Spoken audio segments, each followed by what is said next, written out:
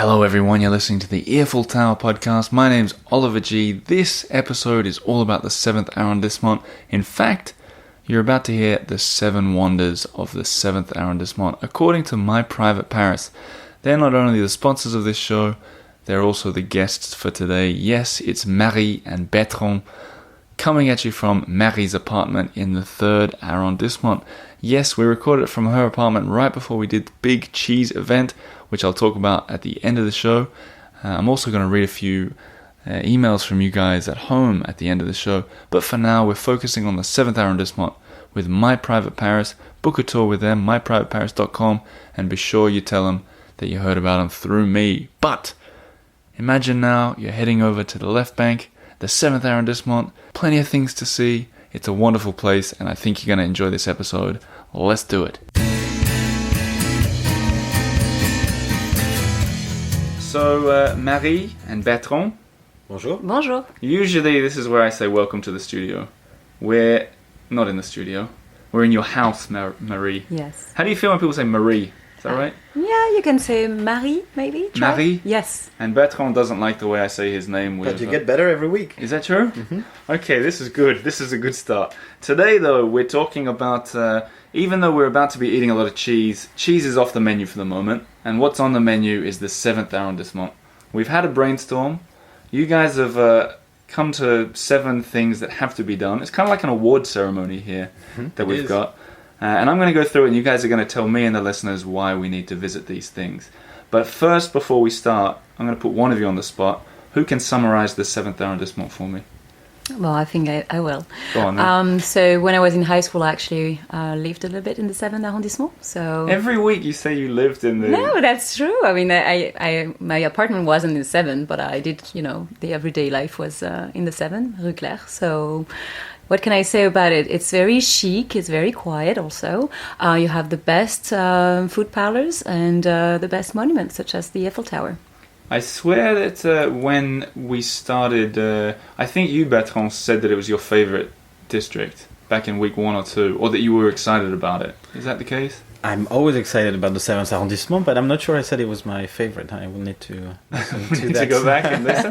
Well, I think I did once a list ranking all the arrondissements for tourists. So whichever, like from 20th was the worst to number 1 was the best, and I ranked the 7th as the best one for tourists. That's true. Do you agree with that? Yeah.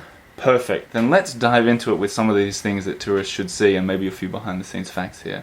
But we'll start with the best street in the whole district. And Marie, you said it's Rue Claire. Is that the same one that you just mentioned? Yes, exactly. So my high school was on one side, but on the other side, that's where you have the best food places I just talked about. So you have there the best chocolate shop, like Pralu, also La Durée, making macarons.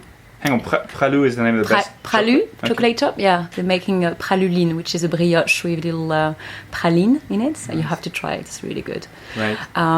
You get also salmon and olive oil. From the cheese. chocolate shop? No, not from the same shop. Like in the streets, in the Rue Claire. Right. I mean, one tiny street, you have everything you need. And it's quite a pretty street as well, isn't it? That's the one that's it's pedestrianised? Yes, and it's cobblestone. So it looks like... you're in a little town, not really in Paris anymore. You're really just in a little village or something. Or you have this impression, so that's really cute. Why is it that all the best things in Paris feel like you're not in Paris? What does that mean? Because you need to feel cozy and in a small local place. Right. And Paris, just the word can be like that big, megalopole. Right. So I think, when you feel like you're in this tiny village, you feel more like home. Maybe. Okay. And besides the chocolate shop, is there a cafe or something on that street that we should definitely check out? Yeah, you can go to Café du Marché. You have also some restaurants along. So, but as a pedestrian, you can really just enjoy yourself during the whole day. Just people watching. And before we move on to the next one, is there a time of day that's good to visit it?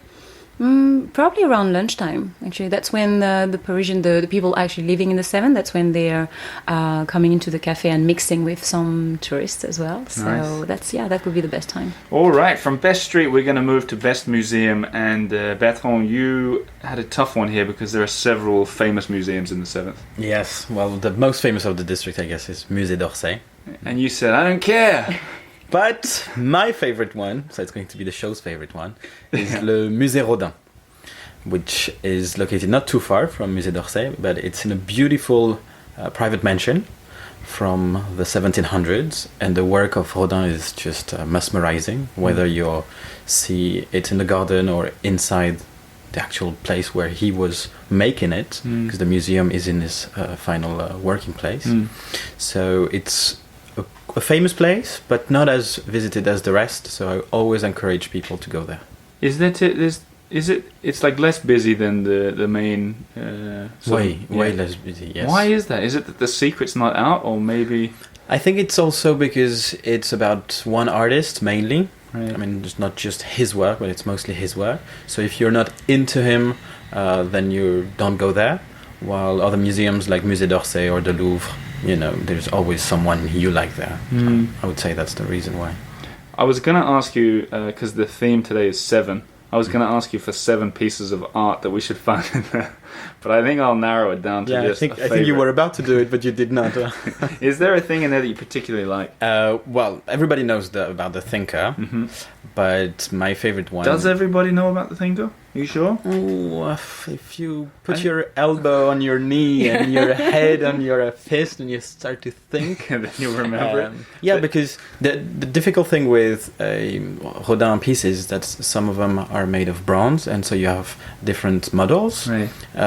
which were not obviously chopped by hand. They created the design, and so you have the Thinker in many places. Right. But in that museum, you will also see... the actual original, if I can say. And that's the one in the garden? So in the garden it's a bronze. All the pieces you will find in the garden are bronze, and inside you will find marble or clay. I wonder if anyone listening is thinking, I don't know this Rodin guy. It's Rodin. I don't know, maybe exactly. foreigners pronounce it differently. Rodin. Sometimes Rodin. Rodin, sometimes, Sometime. but Rodin. Rodin, yeah. I'm learning more, as I meet more and more, especially Australians and Americans and British people, that the French names can be very difficult to pronounce for people. Yes. I overheard an Australian who was talking about we sat down next to him in Pigalle, and we're talking about the food that we were eating, and he said to me, I can recommend the charcuterie. The what? Charcuterie. The Charcuterie. Is that something? But and I guess our listeners don't know that, but it's kind of cute for us when you mix up the French pronunciation. people love French We don't like a care new- about French like a new accent is not word, sexy for us. Do you want to hear two more that I heard recently? Is someone called Pigalle Pigalle. Okay, Piccadilly almost. Almost. And the woman I met, Lindsay, I'm sure she'll be listening, pronounced Perchoir as Perquire. Turquoise. Yeah. Oh, that's cute. She admitted that she was going to butcher it, but I think it's... The per choir. Yeah. Anyway, so the main one you'd see is the Thinker, the original inside. Well, my favorite one is the Kiss, which you will find inside. Which but the one's that? Thinker is it's a couple kissing Marble? marble, Oh. and it looks like their bodies are in some kind of fusion. So it's- Amazing. Yeah. We'll put pictures of that on the site, theeiffeltower.com, but you all knew that at home, didn't you? Now, Marie, this one's for you. This can't have been a hard choice. For best attraction, Well, I will say, of course, the Eiffel Tower. Why not? This to me is. I grew up by the Eiffel Tower, and so for a long time I was thinking this was normal to have something like that, in your window. Right. And then I realized that no, it was actually exceptional, and I was very, very lucky. wasn't that what sort of prompted you to get into tour guiding? It doesn't really. No, it's more that it's the first feeling I had. Yeah, like the very big emotion I had with someone looking at it. Yeah, tell that story, because I think you told that for an episode that isn't going to go to air. So you can. Yeah, I was just. So I was telling you that because to me it was so obvious that the Eiffel Tower was there, and I was passing in front of it every day to go to my high school. And one time I was with this guest with me on a tour, and we passed it in front of it, and we stopped, and she look at it with this face where she had almost tears in her eyes, and she had this emotion, and she turned and tell me like this. I wanted to see it like since I was a little girl, and for me it was the first time I was looking at it the same way she was looking at it, and so I had the same emotion, and I was feeling like I was actually very lucky, because some people they're waiting all their life to see that, and to me it was something I could see every day. So that's funny, because you grew up as just a kid looking at it at the. So if you went past in the school bus, did you not even look? Yeah, that was exactly what was going on every morning. That's kind of weird. Is that the same for you, Bertrand? I did not grow up here. Oh, you were in Paris. Bayonne. Yes, I was. We got an email, by the way, to tell you. So I can't remember the name, but someone had been to Bayonne and they wanted me to tell you.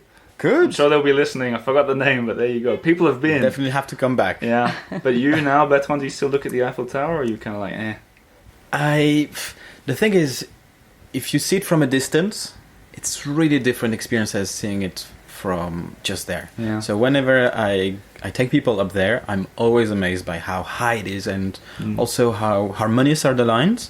But from a distance, definitely, I like not to look at it. Well, that's not what you said in our walk show of Belleville the other day. You kept pointing it out to me. Yeah, but it's there, so you are happy to point it. Yeah. But on my own, I'm not going to stop. I think it's always nice to get a surprise glimpse of it. Yeah. from somewhere, yeah. Especially in the 7 actually, because you have those streets where suddenly just popping up, and on Rue Saint-Dominique, you're just passing the street, and there it is at the end of it, and it's just surprising you. Rue Saint-Dominique. I'll write that one down too. Yes. That's the one where there's lots. It's quite a narrow street. So it's a very long street between Invalides and the Champ de Mars, and so very often when you cross it, you just have this view, just the Eiffel Tower. Blowing, out of the building. So I was going to ask you, where's the best place to take a photo of it from? Would that be it?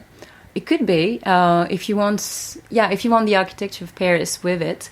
If you want yourself and it on the back, I will say by the École Militaire or by the Trocadero, but that everyone kind of know this view. So Trocadero is up across the river and up the stairs. Yes. École Militaire, it's actually a fantastic segue into the next segment here, which we've written here the best local knowledge, and by that we mean something that the typical listener to the Eiffel Tower probably doesn't know, and then all I've written is École Militaire. So what have you got to add? Who am I? I'm talking to you, Marie. Yes.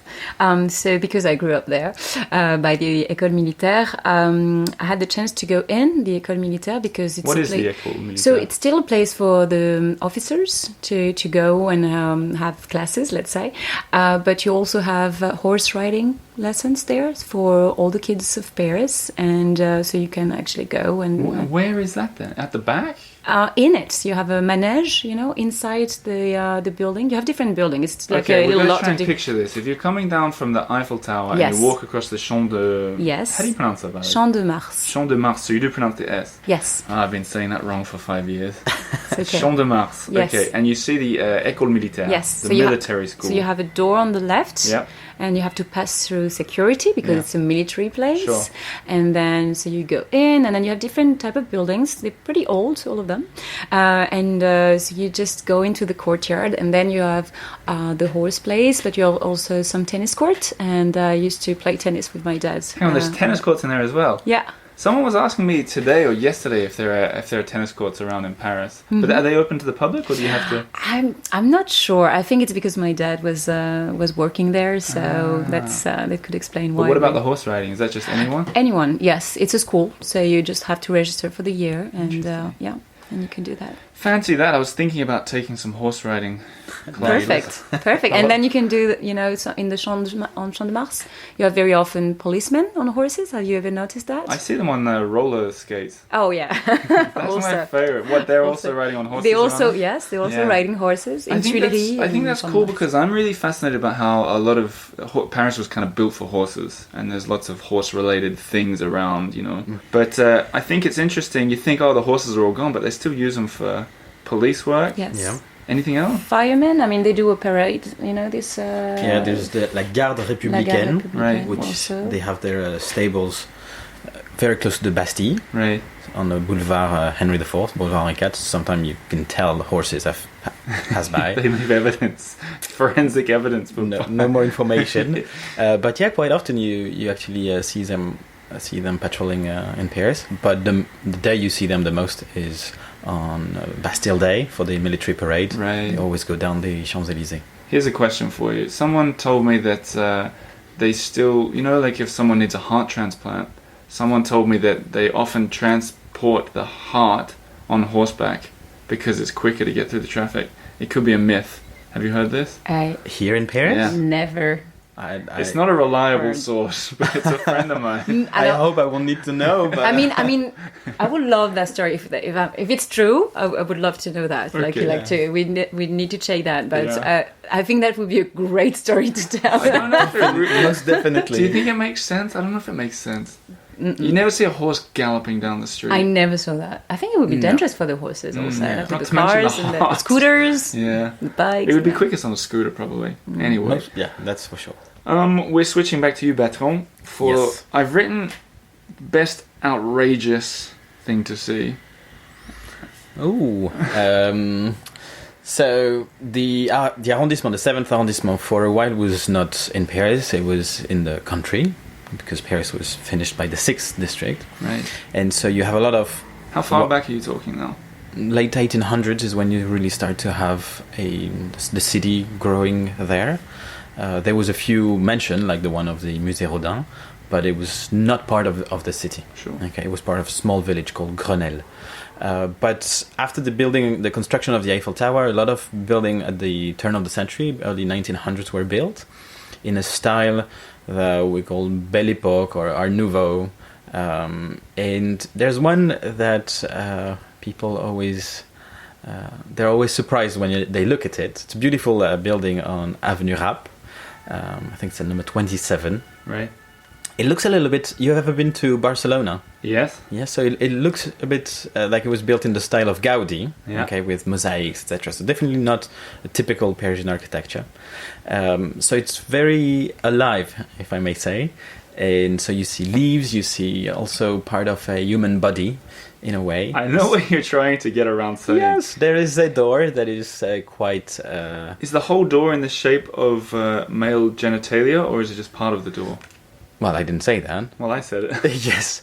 But the architecture was called La Virotte, and he played a little bit of a trick. So if you can look at the door in a slightly different way, you will see male genitalia for sure. What do you mean slightly different way? Like you tilt your head to the side or what? Well, so this door that you're talking put a photo on it and people will see the way they have to look at it. But I've been to this building and the whole building is beautiful. The whole building is exceptional. And if you sort of look over your shoulder, you'll see the Eiffel Tower right there as well. Yeah, the best view. If you go just to the right of it, there's a small dead-end street. It's called the Square Rapp.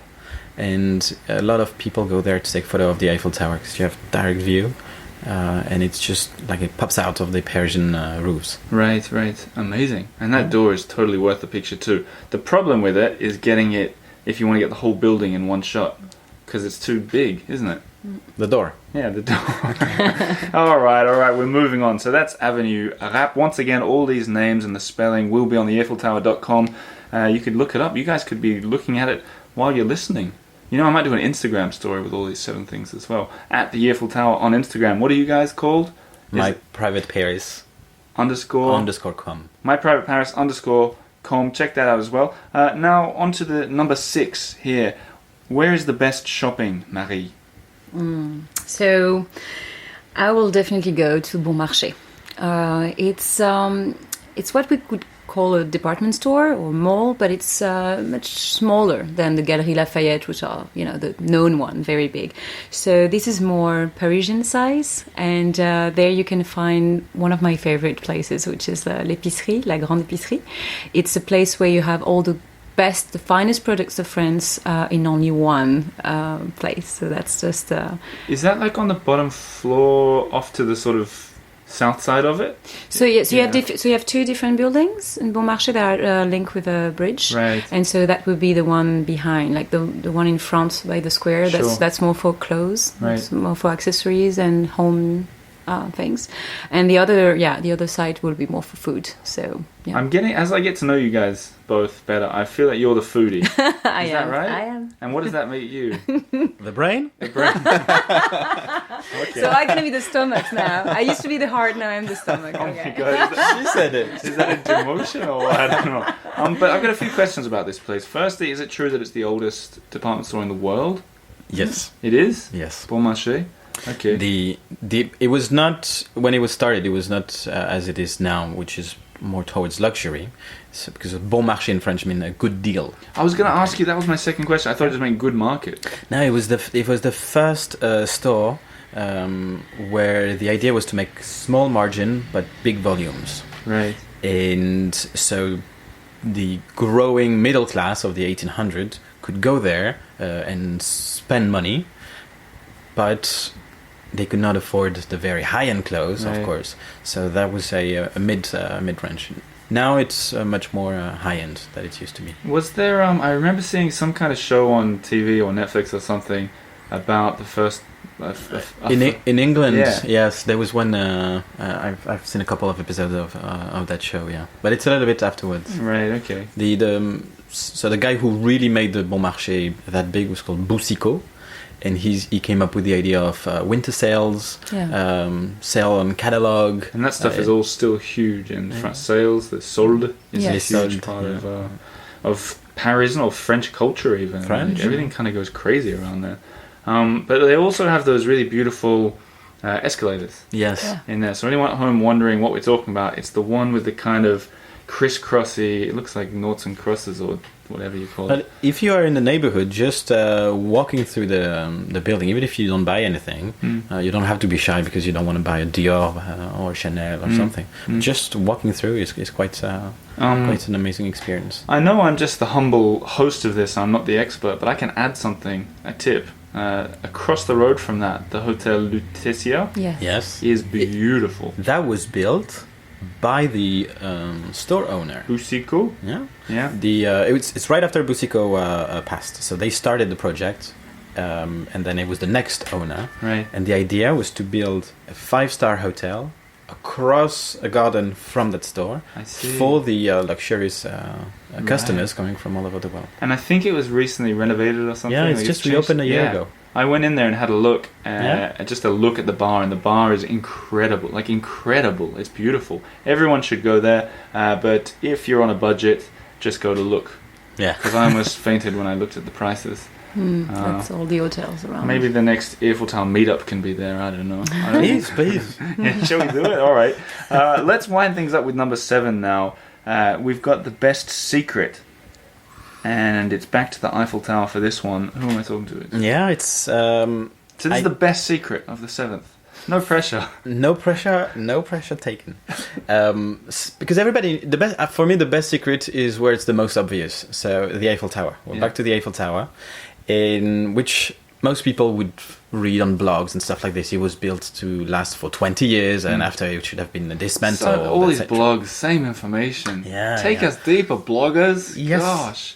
But after 20 years, so we're in 1909, the Eiffel Tower was actually preserved because the creator of it, the builder of the Eiffel Tower, Mr. Eiffel, had the military use the Eiffel Tower to to broadcast radio information and podcast, wasn't it? And podcast, yeah, it was kind of the first. So it was wireless transmission, right? And this was organized thanks to a military bunker built in 1903 underneath the Eiffel Tower. So there's a military bunker that was there? That was secretly built there. No one knew about it. Still there? It is still there.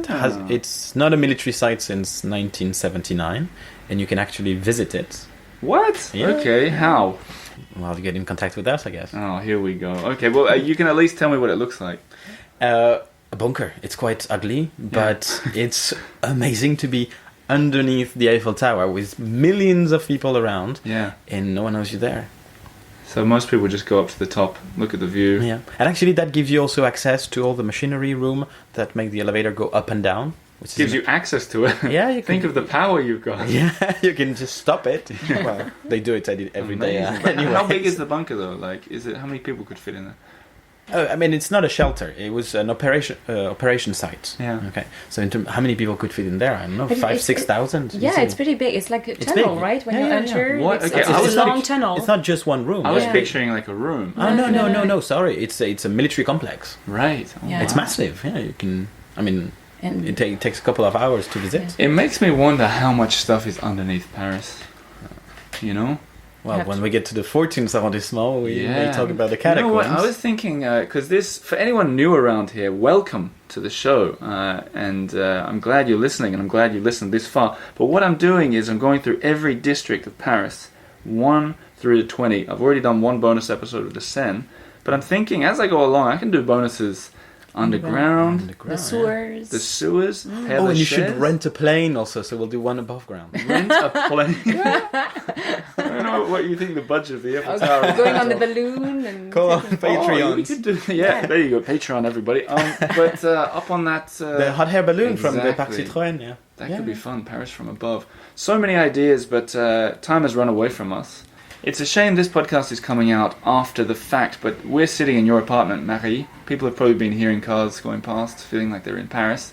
But we're about to do the cheese eating, the world's first international interactive cheese tasting.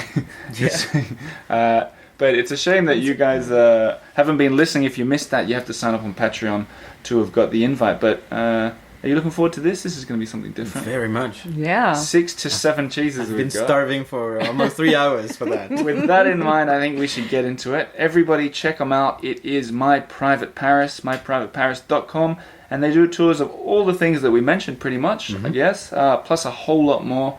I'll be linking their website at the bottom of the blog post and the show notes. But thanks for having me so far, guys. And Thank you. Shall we eat some cheese? Yeah, let's do it.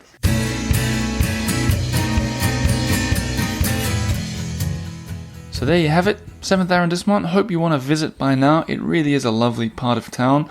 But just once again, myprivateparis.com. Let them know that you found them through me at the Eiffel Tower, and I'm sure they'll treat you like royalty. What I thought I'd do is just talk briefly about some of the things people have been sending in the past couple of weeks. A reminder that I wrote a memoir, a book about my time in Paris, 5 years in Paris. I've actually been spending this whole week doing the audio experience that goes with it. This isn't an audio book. This is an audio experience. You're going to be hearing a lot more about it soon, but I got some of the main characters from the book into the studio to read their lines, and it was pretty fun. This included the neighbor that I had in my first year or two in Paris, Stefan, who he's never been on the show. He doesn't even speak particularly great English, but that was kind of the fun of it. He came in and read his lines, which are a lot of sort of language jokes and stuff like that. I had Fabien, another good friend of mine, another French guy. He was in the studio. Lena, my brother Eddie. We've all been recording it, and it's been really fun. I think you guys are going to love it. If you want to get a little pre-order going, it's the eiffeltower.com/audio. But if you want to get the book, eiffeltower.com/memoir. And what I'm going to do is I'm going to read out a couple of the people who bought the book in the audio package via the Kickstarter, which is now closed, but I gave them the option of having a shout out on the podcast. So I just wanted to read a couple of them out. They're kind of fun. So this first one is from Mark in Newcastle, and he says, Oliver, what food from Oz do you miss the most? I don't know, Mark. I suppose I miss the treats, the sweet treats. In fact, sometimes when people come over from Australia, they ask me what I'd like. I say Tim Tams. I love Tim Tams. Chocolate biscuit. I think you can get them in some places in Paris, but maybe Tim Tams. If you're asking because you're coming to Paris and you fancy bringing some, you know the way to my heart. Here's another one. The second one. I'm going through them from the beginning. This is from Christina, and she says, Hi Oliver, I first encountered you when I bought your book and thought how nice it was of you to drop it off at my now favourite coffee shop in my arrondissement, the 15th. Christine's talking about one of the early guides that I did, I think. I must admit, I'm still catching up. She started binge listening, and I'm on season 4. I'm so thrilled that you now have a book I can take home when my tour of duty ends as a Philippine diplomat in 2022. It'll be a great keepsake, and I'm certainly going to keep on listening to your podcast even when I leave Paris. That's amazing, Christina. So you're a Philippine diplomat in Paris listening to the Eiffel Tower. How lovely to have you on board. Thank you. So I think we can get through maybe 2 more here. Jim McPherson. This is from Cindy Green, who says, Jim... I wrote, what shall I say on the podcast? Cindy wrote, Jim McPherson, who has made his own Paris dreams come true. Does that mean you want me to give a shout out? Jim and Cindy, you guys are on the show enough. I think you know that you're among the MVPs of this podcast. And thanks for taking part in the cheese tasting. I'll talk about that in a sec. One more from Michelle. She says, from one writer to another, what was your favorite part of the writing process and what was your least favorite? There's an unexpected question. My favorite part of writing the memoir was probably going through, when I was sort of plotting it all together, I went through all my pictures from the past 5 years in Paris, and it jogged my memory for some of my favorite stories. For example, just yesterday I was recording the story. I don't want to give it away, but me and my neighbor Stefan, I mentioned before, did something fairly dangerous and crazy in our Paris apartment. I don't want to give it away, but I found a picture from it, and this picture is mentioned in the memoir, and so is the whole story. And just going through those pictures and finding those stories and thinking about them again was a really nice sort of trip down memory lane. As for my least favorite part, editing. Good Lord, how boring it is to go over a book 10,000 times. Never again. Well, I won't say never again, but geez, that was time consuming. But there you go, there's the first 4. I got a lot to get through, but thanks for those shout outs. I just want to end on a separate note. What I've just spent this evening doing, I'm recording this very late in the evening, Sunday night, and I've just been over at Marie and Bertrand's house for this cheese tasting. Now, if you're not a Patreon supporter of this show, this is the kind of thing you're missing out on. They picked out 6 cheeses, very typically Parisian French cheeses, and we went and bought them, but so did a lot of the Patreon supporters. And then I did a live stream where everyone got their cheeses out and we ate them and talked about them at the same time. So I was sitting there, my wife was there too, Bertrand and Marie were there, and we just went one by one through them all. They taught us how to cut it, what we should be tasting, what we should be, eating them with. And it was, I think it was, as far as I know, it was the first sort of international interactive cheese tasting that there has ever been. And it was a really fun thing to share with a bunch of you Patreon supporters. So if you like that kind of idea, we plan to do it for chocolate, patisserie, wine in the future. So go and support this show. If you like it, it's probably time. I met someone today who said they've been meaning to do it for a long time, and I was very glad to see that she did sign up. Kelly, if you're listening, thanks for signing up. But all the rest of you, now's the time to do it. That's how you get access to these online events. It'll make you feel like you're in Paris. But that's enough from me. Next episode, 8th arrondissement, then the 9th, then the 10th. I think you get it. Thanks for listening, and I'll talk to you again next week. Au revoir.